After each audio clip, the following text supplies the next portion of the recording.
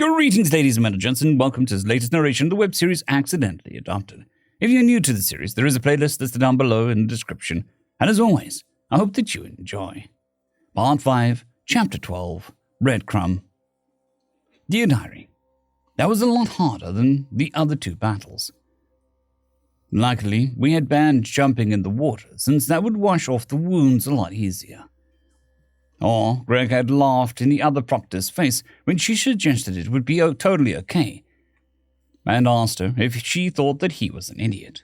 Well, I guess it could have gone worse, but I guess what the new people are pretty easygoing if their trick just doesn't work. But that didn't matter much. Even after practicing in the same gravity, there was no way to simulate the random drafts of going every which way, or the light of the star blinding us while we're trying to flank the enemy. We barely got the ball away from them, and we did that by marking every last one of them. I kind of feel like we should have been able to put pressure on one side to distract them and send a smaller group in to take the ball out from under them. But I guess we're just too far outside our element. Then, when it was our turn to defend, the Latreille were hard to hit and super fast, which I guess is natural advantage and stuff, but it was still annoying. They didn't just charge us like a bunch of dimwits. No. They actually had a plan to try and get us to chase them down by fake retreating, which we didn't get out of cover and fall for because we're not dumb either. Still though, they had an actual plan. Their second plan was to try and use their small size to sneak through some of the tunnels in the playground thingies. When we both started from a neutral position, we got stomped hard. The Watanu kids, mostly Latreille, got to where the ball was first and set up an ambush and basically killed all of us in less than half a minute. That sucked. What didn't suck was that Greg liked my paragraph. So the packaging for the rest of the sneakies that I hadn't sold yet got used. I don't know if it helped sales or not, since I was pretty sure that we'd sold out either way. What did help was Greg posing for pictures with costumes. It's a bit funny that most of the kids, and the adults too, were smaller than him. After that, Mom made him eat some food, since she guessed that he didn't really trust the local food to not kill him and stuff. It worked out because we had our after-battle feast, and he gave a ribbon to the best two players on either side. Yoiv didn't get it this time, but I heard Greg tell him that it was a close thing, and he'd personally very proud of him. You'd think that Yoiv got the ribbon from how happy that made him. Then there was a meeting I didn't get to go to, and us kids and most of the grown-ups went back to the Wee Sing. When Daddy and Greg finally came back, they weren't in the mood for talking. Journal entry 62, date 1/11/3. Name, Greg George. Well, I'm not fond of being amongst all of these Xenos and not knowing if the delicious-smelling foods are death or not. It was hell. God, it smells like a fish fry from around the corner from my hotel room, which is just a little on the small side compared to the Beaver-sized, but it is actually pretty cozy. Pendrell had a room more of his own size of floor up, which he offered to share, but the dude snores like a chainsaw going through gravel. Besides, I wasn't all that worried for my own safety on account of the fact that if anyone tried crap, I would just stab them repeatedly. Anyway, we worked it out that we could meet everyone at the park in time for the match, which was everything I could have hoped for. In the first place, the other parents were trying to get a fair advantage over us through guile, which is a sign that they actually care about them enough to want to affect things within the set parameters. Though the idea that I wouldn't see how much of an advantage otters in water would have was hilarious. Leaving aside the fact that it would be a convenient way for the kids to avoid being hit by falling into the water and washing away the chalk marks, laughed my ass off at that crap. But they didn't want to win by cheating, so I didn't have to interfere once. Which I kind of wanted to do, since these kids are probably used to being able to at least resist adults who aren't water sausage people. The surprise on their face would have been priceless. Well, the kids decided to be honest and not indulge my sense of humor. The little jerks.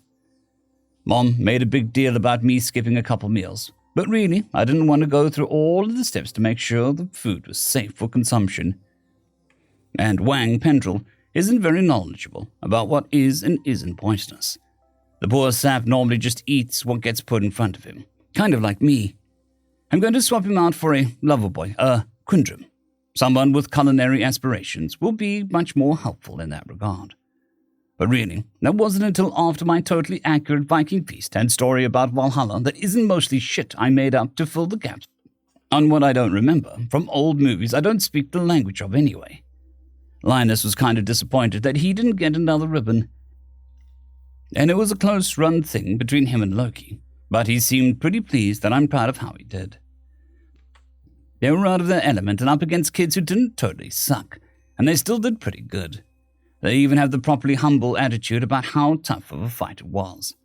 Man, their parents are doing a great job with them. Then I had a meeting with Pop's uncle, Bob, Girl Sergeant, and other guy. It turned out that googly-eyed Fex leaves a trail a mile fecking wide behind him here too. Just not with the respectable, normal people. The various scummy places are buzzing about the Beastmaster bringing back the age of Corsairs, or some shit. Sounds fucking stupid to me.